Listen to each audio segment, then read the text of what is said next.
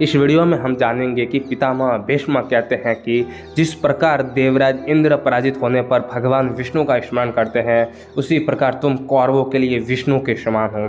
तुम कौरवों की रक्षा करो और कौरवों को विजय दिलाओ।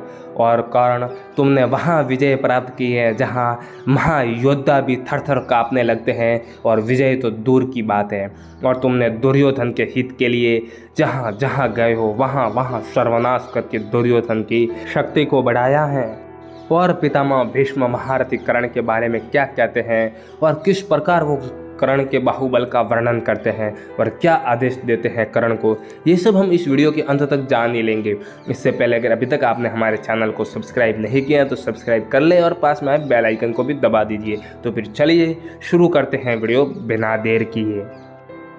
संजय कहते हैं, राजन, पितामह भीष्म प्रसन्नचित होकर देश और काल के अनुसार ये बात कही। कर्ण जैसे सरिताओं का आश्रय समुद्र, ज्योतिर्मय पदार्थों का सूर्य, सत्य का साधु पुरुष, बीजों का उर्वर भूमि और प्राणियों की जीविका का आधार मेघ है, उसी प्रकार तुम भी अपने सुहृदयों के आश्रयदाता बनो। जैसे देवता सहस्त्र लोचन इंद्र का आश्रय लेकर जीवन निर्वाह करते हैं, उसी प्रकार समस्त बंधु बांधव तुम्हारा आश्रय लेकर जीवन धारण करें। तुम शत्रुओं का मान मर्दन करने वाले और मित्रों का आनंद बढ़ाने वाले हो।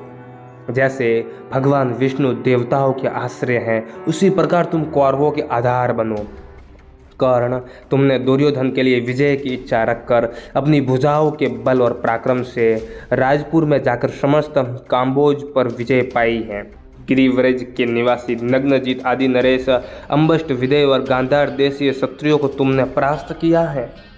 कर्ण, पूर्व काल में तुमने हिमालय के दुर्ग में निवास करने वाले रणकर्कश किरातों को भी जीतकर दुर्योधन के अधीन कर दिया था।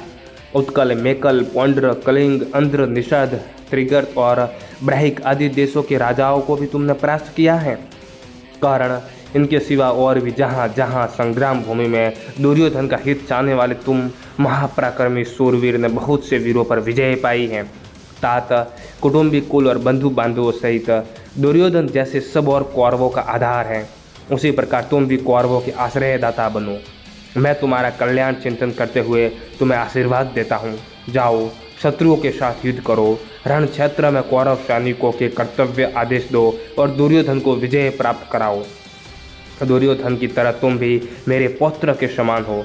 धर्मतः जैसे मैं उसका हितैषी हूँ, उसी प्रकार तुम्हारा भी हूँ।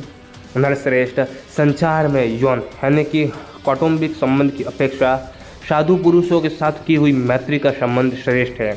यह मनीषी महात्मा कहते हैं। तुम सच्चे मित्र होकर और यह सब कुछ मेरा ही है, ऐसा निश्चित विचार रखकर दुर्योधन के ही समान समस्त कौरव दल की रक्षा करो। भीष्म जी का वचन सुनकर वैकर्तन पुत्र कर्ण ने उनके चरणों में प्रणाम किया और वह फिर संपूर्ण धनुर्धर सैनिकों के समीप चला गया। वहाँ कर्ण ने कौरव सैनिकों का वह अनुपम एवं विशाल स्थान देखा। समस्त सैनिक व्यूहकार खड़े थे और अपने वक्ष स्थल के समीप अनेक प्रकार के अस्त्र शस्त्रों को बांधे हुए थे।